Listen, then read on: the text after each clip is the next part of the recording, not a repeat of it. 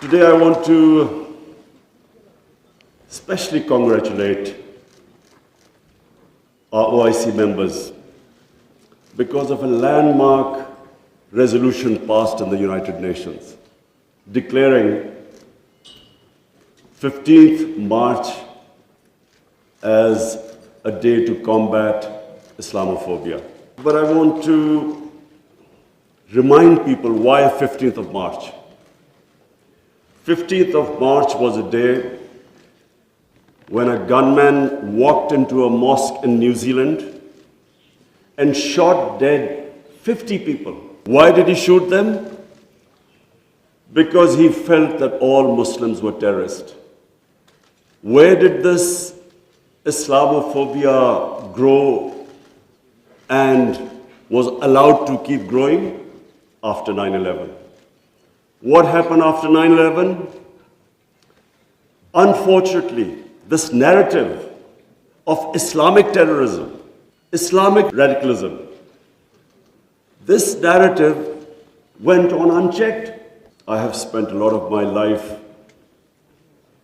in England, touring all over the world as an international sportsman, and I understand the Western civilization probably much better than most people. I went to university there and then used to spend half my year playing sports in the summer in England. Now I saw this growing. After 9/11, this Islamophobia kept growing.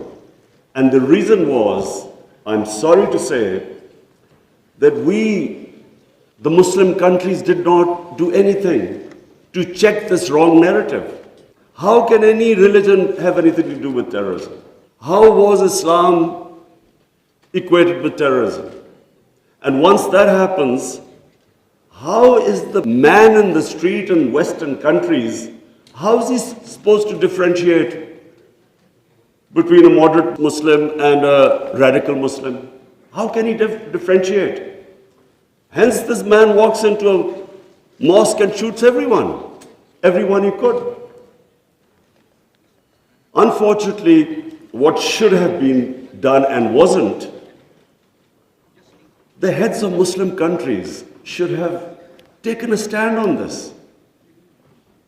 But instead, a lot of our heads of state kept saying things like, well, we are moderate.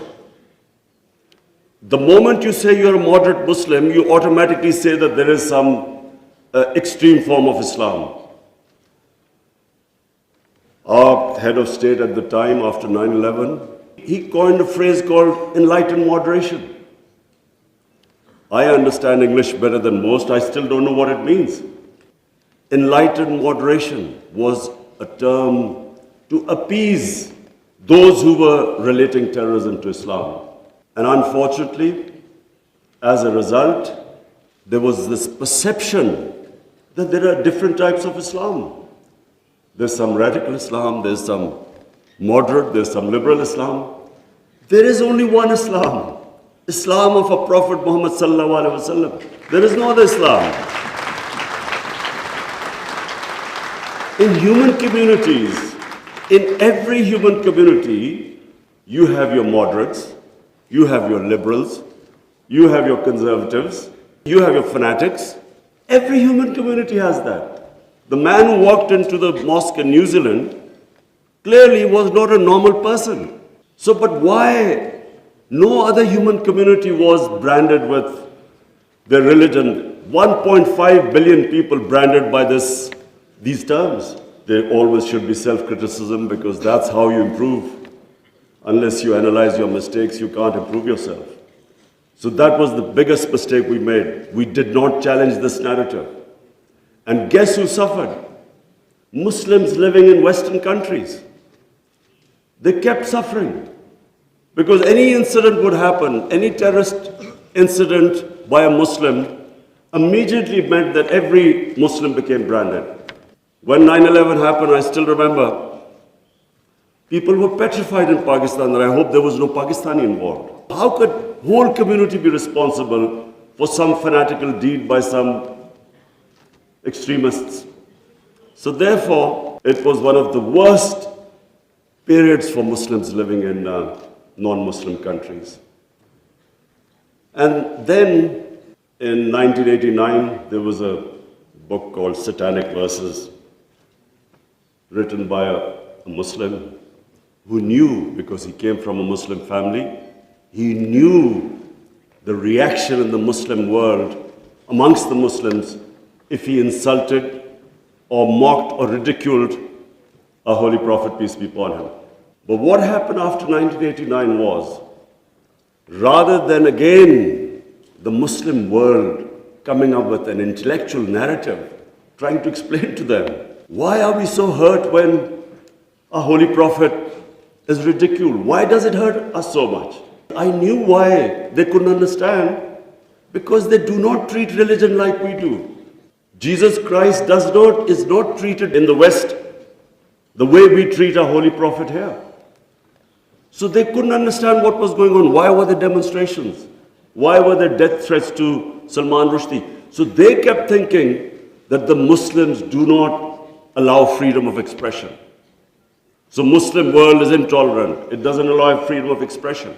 They were able to vilify our religion. And yet there was no coherent response from the Muslim world. And therefore, we kept into the cycle. Every few years, there would be some cartoons, insulting cartoons against our Prophet. Every few years, there would be something insulting him. We would respond. There would be some act of extremists. They would not respond. So this Islamophobia, this cycle kept getting worse. And poor Muslims living in Western societies kept suffering. So that's why I'm really pleased that for the first time it has been acknowledged that Islamophobia is a reality and something needs to be done about it. And from now onwards, we hope that we will be able to put forward a narrative that why it hurts us so much.